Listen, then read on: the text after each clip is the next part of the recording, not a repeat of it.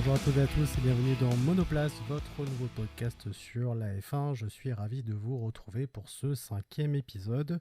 Un cinquième épisode sur lequel on va revenir sur le week-end de Grand Prix d'Émilie-Romagne qui a eu lieu donc, ce week-end, qui a démarré vendredi avec les essais, qui s'est poursuivi le lendemain avec la troisième séance d'essais libres et les qualifications, et puis qui s'est terminé hier, lors du Grand Prix, où il s'est passé beaucoup de choses, puisque bon, on s'est régalé, mais voilà, il s'est passé énormément de choses sur lesquelles je vais revenir après. En tout cas, merci de votre fidélité, merci aussi de vos messages, et sachez, je pense que dans quelques temps, je ne serai logiquement plus seul pour animer cette émission, puisque certains d'entre vous se sont manifestés du coup pour me rejoindre. Donc voilà, on va en discuter prochainement et puis voir un petit peu comment on va collaborer ensemble. Donc j'ai mis notamment un message sur l'Instagram du podcast. N'hésitez pas d'ailleurs à vous y rendre et puis à vous abonner, voilà, pour soutenir le podcast. Aucun problème, bien sûr, pour y participer. Alors évidemment, on ne pourra pas y participer à 12, ça va être un peu compliqué. Et puis surtout après ça va se transformer en cacophonie, donc c'est pas le but non plus. La seule chose que je demandais sur le post Instagram notamment, c'est d'être motivé, bien sûr, c'est pas uniquement de faire une seule ou deux émissions, c'est de s'engager quand même sur le long terme, alors pas sur 3-4 ans bien évidemment, mais bon voilà, plus quand même qu'une ou deux émissions forcément. D'avoir un bon micro, ça c'est aussi ce que je demande, donc pas un micro de smartphone, voilà, forcément, ou des écouteurs voilà, de smartphone, parce qu'on sait pertinemment que le son est pas très bon. Voilà, et puis forcément être force de proposition, tout ça, donc voilà. Mais en tout cas, n'hésitez pas, continuez à me contacter via l'Instagram de Monoplace, je répondrai évidemment à tout le monde. Merci aussi pour vos retours, merci pour vos écoutes, et sachez que le podcast, vous pouvez l'écouter partout, que ce soit sur Spotify, sur Deezer, sur Apple Podcast, sur Google Podcast, sur voilà, d'autres plateformes également. Donc voilà, en tout cas, merci beaucoup de vos retours et de vos écoutes. Merci beaucoup. Bon, parlons peu et parlons bien. Revenons ensemble donc sur le Grand Prix d'Émilie-Romagne, où il s'est passé beaucoup de choses et pas des moindres. Alors, refaisons déjà un petit tour des essais et des qualifs qui se sont disputés vendredi et samedi. Alors, lors des premiers essais libres, on a déjà assisté à un duel entre Mercedes et Verstappen assez intense, avec Bottas premier, Hamilton deuxième et donc le pilote Red Bull troisième. Gasly en P4 qui a prouvé encore une fois que sa voiture on avait dans le ventre et que son pilotage était propre, carrément. On a assisté à un accrochage entre Ocon et Perez et qui a bien pénalisé les deux pilotes, mais également Alpine et Red Bull bien évidemment. On en a beaucoup parlé et on s'est beaucoup moqué aussi de lui tout le week-end. Et encore une fois, il y a eu des gifs, des mèmes dans tous les sens avec lui. Et notre cher Mazepin, qu'on ne présente plus, pas pour les bonnes raisons. Mazepin, comme on le surnomme maintenant, qui se plante à son tour de sortie et qui se plante lamentablement à son dernier tour après le drapeau à damier. Donc une vraie bonne performance pour le Russe qui prouve encore une fois que c'est un bourrin et qui prouve en plus que c'est un pilote peu agréable vu comment il parlait à son ingénieur à la radio.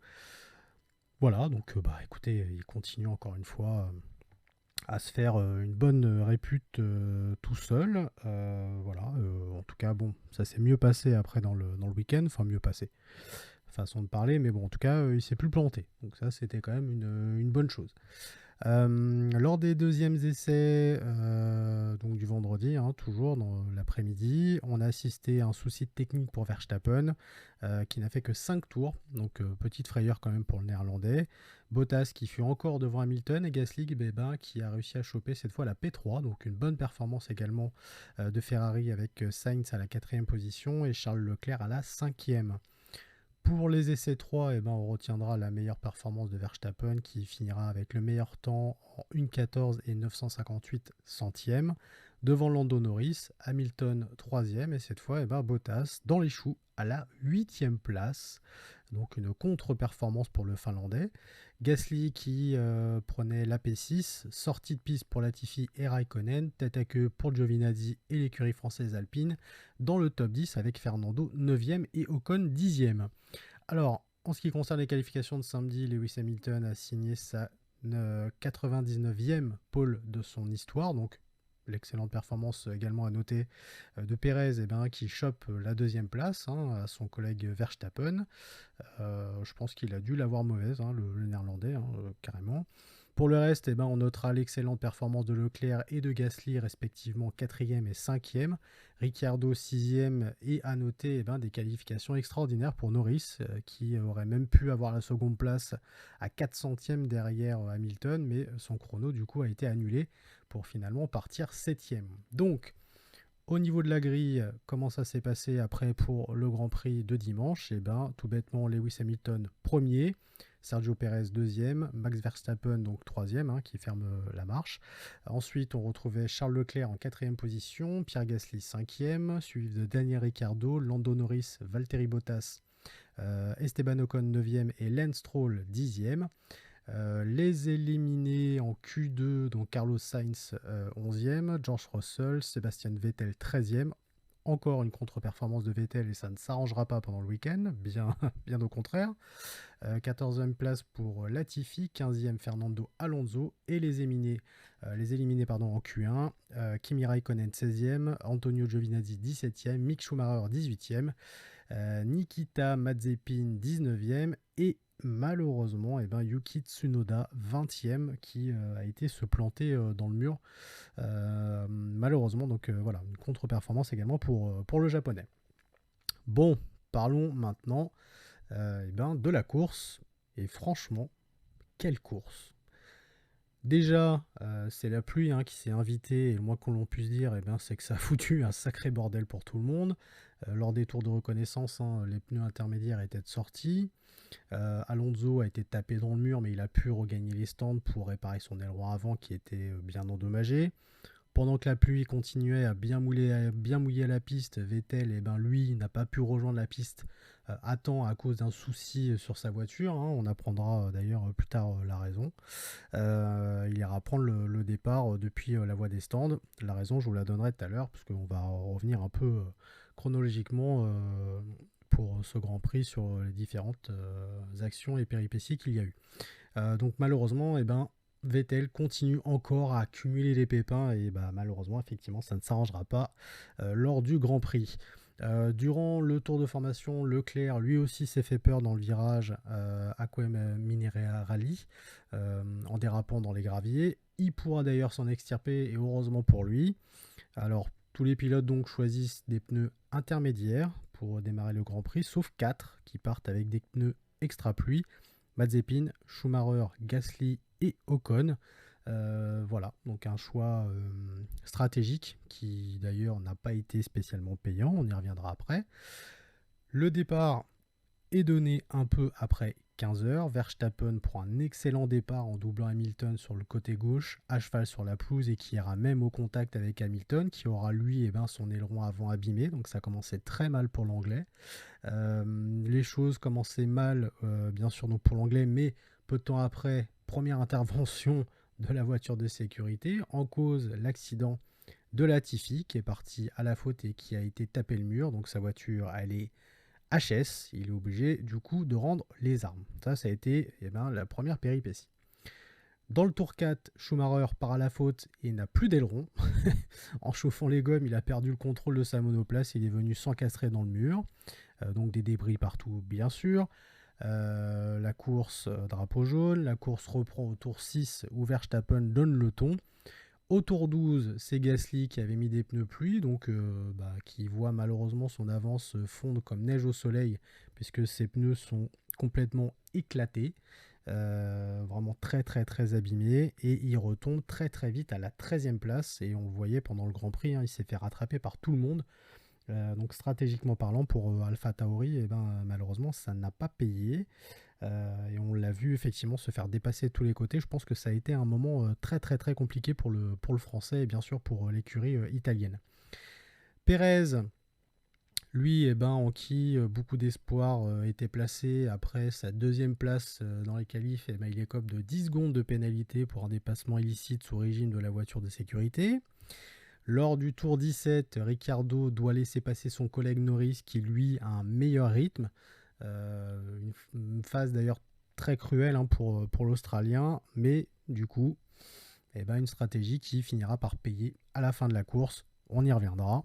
Alors, au fur et à mesure de la course, on verra les pilotes passer sur les slicks lors de leur passage au stand avec des conditions plus favorables, mais une piste toujours aussi tendue et très très très difficile à apprivoiser.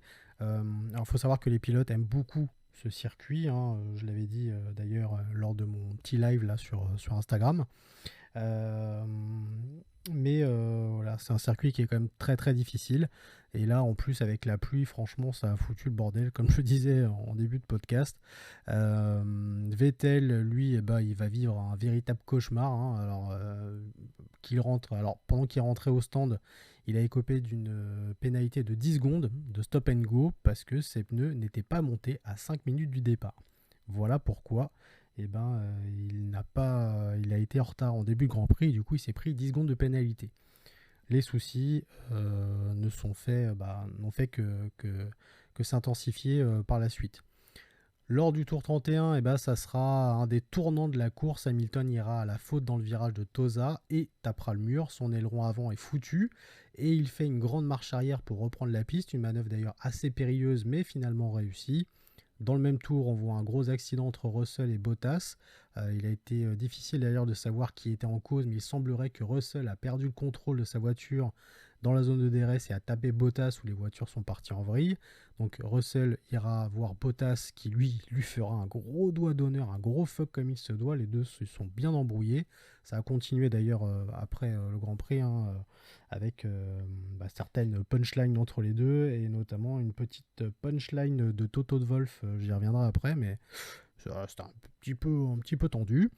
Donc drapeau rouge est déployé, retour à la case départ. La course elle est suspendue et du coup tout le monde doit aller au stand. C'est une chance pour Hamilton qui lui va pouvoir faire réparer sa voiture assez endommagée. Alors il faudra attendre de longues minutes pour voir la course repartir vers 16h25.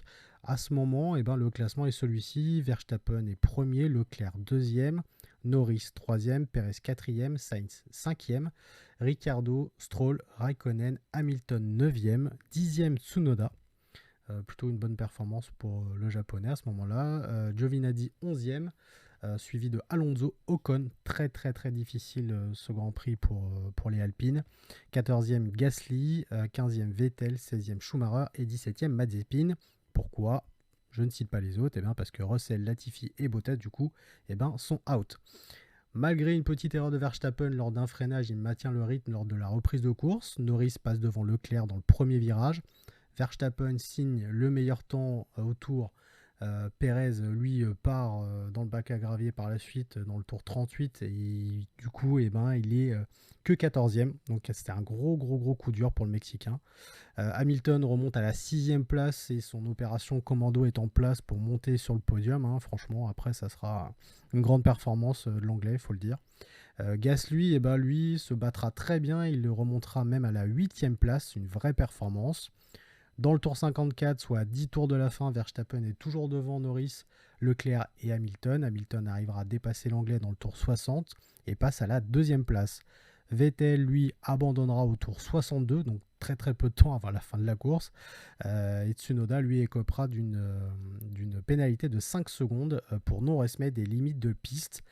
Vettel, encore une fois, voilà, c'est dramatique. J'y reviendrai après parce que je vais faire un top 3 et un flop 3. J'y reviendrai après.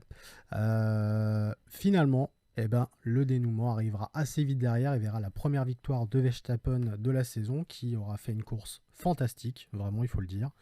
Hamilton, lui, sera deuxième et Lando Norris complétera le podium après une course fracassante, donc son deuxième en carrière. Finalement, Hamilton reste premier car avec son meilleur tour en course, il gratte un petit point supplémentaire qui lui permet du coup de rester en tête du classement des pilotes.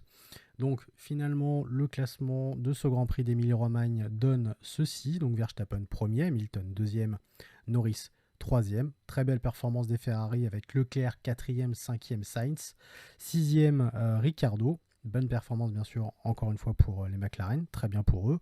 Stroll 7ème, Gasly finalement 8ème, il a bien remonté et il gratte du coup des points, donc tant mieux. Raikkonen 9ème et Ocon 10ème. Pareil, Alpine débloque, du coup gagne un point. Alonso 11ème, malheureusement pour lui. Perez 12ème, Tsunoda 13ème, Giovinazzi 14ème, 15e Vettel, suivi de Schumacher 16e, 17e Mazepin, 18e, 19e et 20e, donc Bottas, Russell et Latifi qui ont dû abandonner. Donc, inutile de dire qu'on a vécu une course de taré, une course de dingue, avec beaucoup d'actions et de péripéties assez incroyables.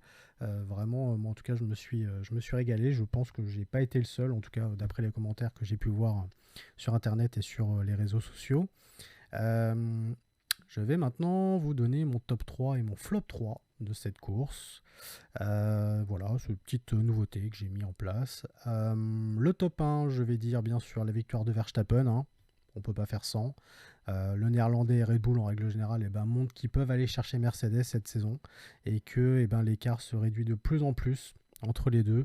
Le duel vraiment ne fait que commencer. Je pense qu'on va vivre de très très belles choses entre ces deux écuries et entre Hamilton et Verstappen. Bottas, malheureusement, je pense que ça risque d'être un petit peu plus compliqué par la suite. On verra bien. Dans le top 2, c'est le podium pour Norris qui signe une course superbe avec une belle détermination et l'aide de son écurie. Très très bien pour McLaren du coup. Le top 3, donc c'est Ferrari qui signe la 4e et la 5e place avec respectivement Leclerc et Sainz. Donc est-ce que c'est enfin le grand retour de la Scuderia, une nouvelle ère qui commence enfin pour eux? On verra par la suite. Je vais mettre quand même un petit top 4 bonus pour Gasly qui réalise une belle 8e position après l'erreur de stratégie de son équipe de l'avoir équipé en pneus pluie et de les voir se désintégrer gravement pour laisser passer tout le monde devant lui. Le français en a dans le ventre du caractère et tant mieux, il pilote très bien et du coup il est récompensé puisque il termine 8e. Donc voilà, ça aurait pu être bien pire et finalement il s'est très très bien rattrapé. Au niveau des flops, mon premier flop, ça sera Pérez et sa malheureuse 12e place et 100 points. Donc une contre-performance pour le Mexicain qui démarrait 2e, il faut le dire, en début de Grand Prix. Voilà, malheureusement pour lui, voilà, c'est malheureux, mais bon, c'est comme ça. Sur le flop 2, comment ne pas parler de Vettel qui réalise encore une course catastrophique. Franchement, est-ce que c'est pas la saison de trop pour l'Allemand? C'est effectivement à se poser des questions. Le flop 3, même si c'était mal barré pour Alpine, ils arrivent quand même avec dans les points grâce à Ocon, mais Alonso, lui, il termine à la 11e place. Et franchement, ils en ont chié. Ça a été très dur malgré quelques modifications de la voiture et cette deuxième course. Franchement, ça ne fait que renforcer ma peur pour cette écurie, pour cette saison. Voilà, j'espère que ça va aller, bien sûr pour eux, parce que faut les soutenir, on est français, voilà, c'est Alpine, c'est cool, c'est voilà. Mais franchement, je trouve qu'ils ont vraiment galéré. Alors oui, les conditions n'étaient pas faciles, bien sûr, voilà, il s'est passé plein de choses pendant ce Grand Prix. Mais franchement, Alpine, ça va être très très très compliqué pour eux cette saison, je le crains. Allez, je vais maintenant évoquer le classement. Du coup, après ces deux courses, finalement Hamilton premier avec 44 points, donc une victoire. Deuxième Verstappen avec 43 points. Donc en fait, c'est Hamilton se sauve avec son meilleur tour en course lors de ce Grand Prix. Donc finalement Hamilton reste devant. Norris 3e avec 27 points, Leclerc 4e 20 points, Bottas 5e 16 points, 6e Sainz avec 14 points, 7e Ricciardo 14 points également, 8e Perez avec 10 points, 9e Gasly avec 6 points. Et Stroll 10e avec 5 points. Derrière, je ne vais pas donner tout le détail, mais Tsunoda 11e. Après, c'est Ocon, Alonso, Raikkonen, Giovinazzi, Russell, Vettel 17e, Schumacher 18e, Mazepin 19e et Latifi qui ferme donc le classement avec à la 20e place donc de Raikkonen jusqu'à Latifi, 0 points.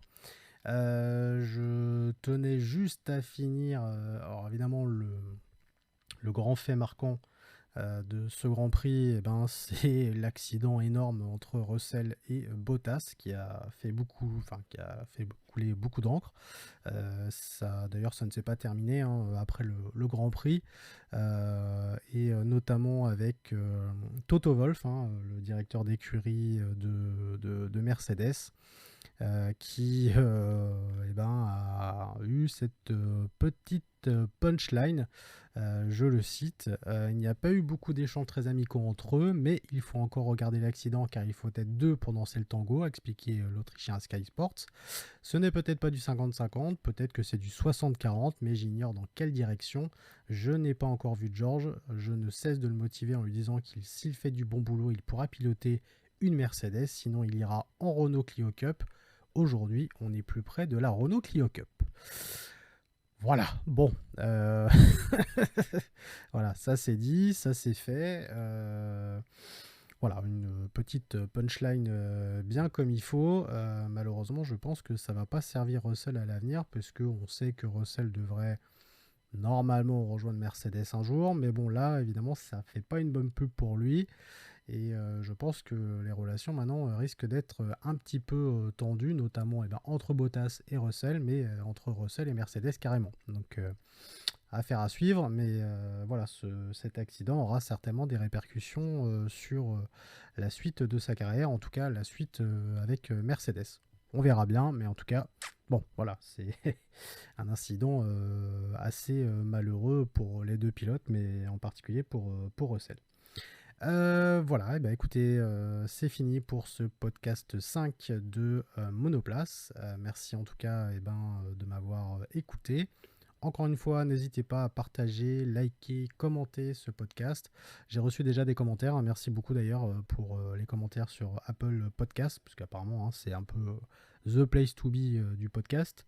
Voilà, merci beaucoup. N'hésitez pas à vous abonner à l'Instagram Monoplace Podcast. Vous pouvez très facilement le retrouver. Voilà, un petit like, tout ça. Voilà, ça fait toujours plaisir.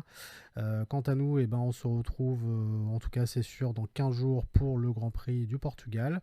Certainement avant pour un épisode spécial, comme je l'ai fait auparavant. Voilà, donc n'hésitez pas d'ailleurs à réécouter les épisodes d'avant.